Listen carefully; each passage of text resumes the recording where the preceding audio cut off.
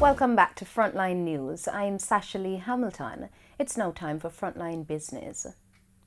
The Bank of Jamaica (BOJ) says the recent movement in the exchange rate was related to an increase in demand as supply conditions have remained normal. Kimberly Broderick has the details in this report.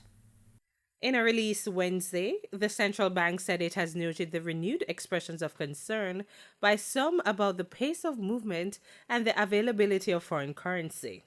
Since the start of the year, the exchange rate has depreciated by 3.2%, reversing the appreciation of 2.5% that occurred last month.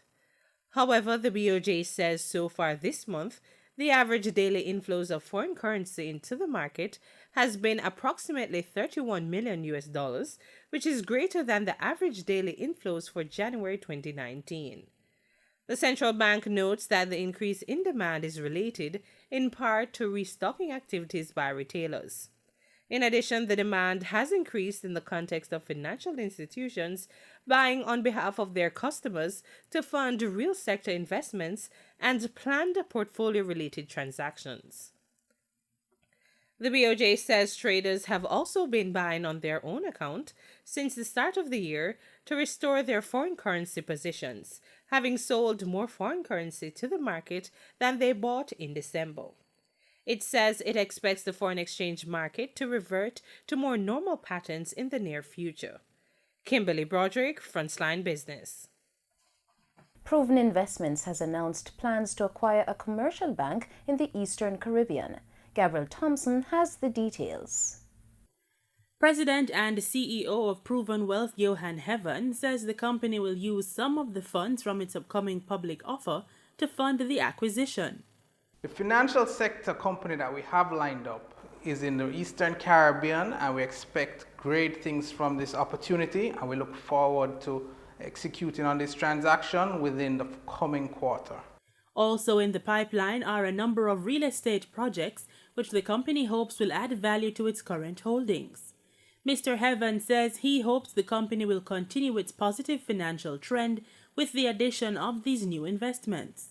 The real estate transactions which you've heard about already include Cesar, Via on Braemar, which is a large apartment complex, or development in Bloomfield in Mandeville, and also a project in Ocherius in St. Anne that we have lined up. This year, our financial performance has been exceptional, 43% return on equity for the past 6 months up to September, and we expect this performance to continue within over the foreseeable future. The company plans to issue new shares to the public within the first quarter of this year through an additional public offer. Proven is hoping to raise up to $30 million from the offer. It's the first time that the company is making an unrestricted share offering to the public. Gabrielle Thompson, Frontline Business. In Thursday's trading session, the JSE Combined Index advanced by 2,957 points to close at under 500,000 units. Overall market activity resulted from trading in 81 stocks, of which 31 advanced, 30 declined, and 20 traded firm. The junior market index declined by 34 points to close at over 3,000 units. Stocks advanced for 1834 Investments, Access Financial Services, Berger Paints Jamaica, Blue Power Group, and CAC 2000. Stocks declined for MG Packaging and Paper, Barita Investments, Caribbean Cream, Consolidated Bakeries Jamaica, and Dolphin Cove Limited. Trading firm were 138 Student Living, Epley Limited 8.75%, Fontana Limited, and Fosrich Company. Wigton Wind Farm Limited ordinary shares was the volume leader with 17.5 million units, followed by Sagicor Select Funds Limited Financial 6.2% with over 5 million units, and Lumber Depot Limited with over 1 million units. Now for the foreign exchange.